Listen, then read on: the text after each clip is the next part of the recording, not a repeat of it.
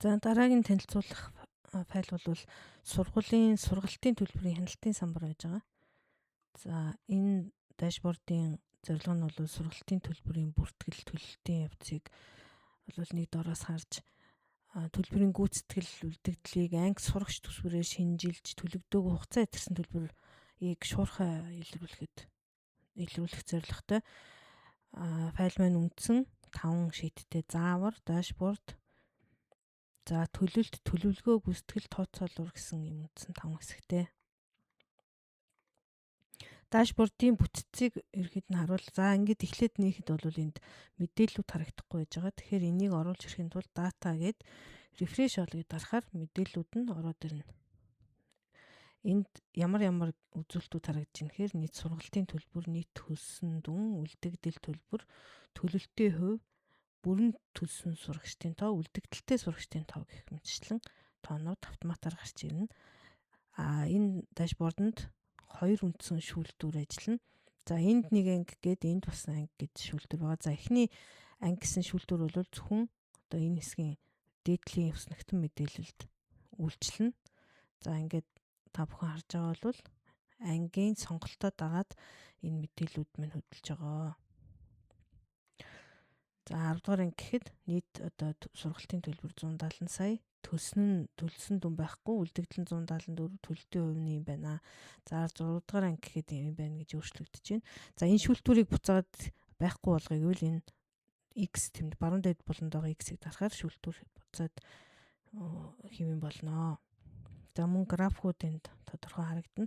Энэ шүүлтүүр бол энэ доотлын дата мэдээлэлд үйлчилнэ. 10 дугаар ангийн хүүхдүүдийн сургалтын төлбөрийн мэдээллийг харъя гэвэл ингээд шүүн 6 дугаар анги, 7 дугаар анги гэх мэтчлэн шүүж харна. Төлөлтийн төлбөө мөн бүрэн төлсөн, төлөөгүй, хэсэгчлэн төлсөн гэж харж болно. За ийм дашборд байна. Хамгийн түрүүнд хийх ажил бол энэ сурагчдын төлбөрийн мэдээллийг бол энэ өгөгдлийн дагуу оруулж өгнө. За эндээс автомат хэсгүүд аль хэсэг байна гэхээр за төрсөн он сарыг оруулахад нас бол автоматар тооцогдно. Ангийг бол сонголтоор оруулж ирнэ.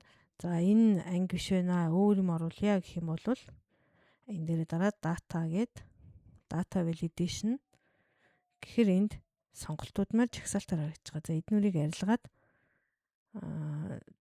сонголтуудаа оруулж өгч болно. За эцэг хасран болгочийн нэр утас, сургалтын төлбөр, хөнгөлөлт, төлөх цэвэр дүн бол үндсэн төлбөрөөс хөнгөлөлтийг хассны дараах байдлаар цэврээр автоматар тооцогдно. Төлсөн дүн бол төлөлт гэдэг шийтнээс автоматар тооцогдно. Энэ үлдэгдэл төлбөр нь мөн ялгаагүй автомат. Тэгэхээр төлөлтийн хувь автомат, сүүлийн төлөлт хийсэн огноо автомат. За энэ өвөөс S багандах мэдээллүүд бол бүгд автоматар гарч байгаа. Дараагийн төлбөр төлөх огноог бол гараар оруулж өгнө. Төлөлтийн төлөв нь бол мөн автомат байж байгаа. Бүрэн төлсөн бол бүрэн төлсөн гэж автоматар хувирна. Хэсэгчлэн төлсөн бол хэсэгчлэн төлөөг бол улаанаар төлөөгүй гэд автоматар гарч ирнэ. За ингээд энэ үндсэн эндээс уртах D-гээс N хүртэлх мэдээллийг оруулсны дараа төлөлт гэдэг шийтэн дээр яг төлөлтийн мэдээллүүдийг оруулж өгнө. Сурагчийн кодыг оруулахаар сурагчийн нэр автоматар гарна. Анги мөн автоматар орно. За тэгэхээр BC2 нь бол автомат байх нь байна. D, E багнууд бол гараар олж өгнө. F нь бол автомат байна.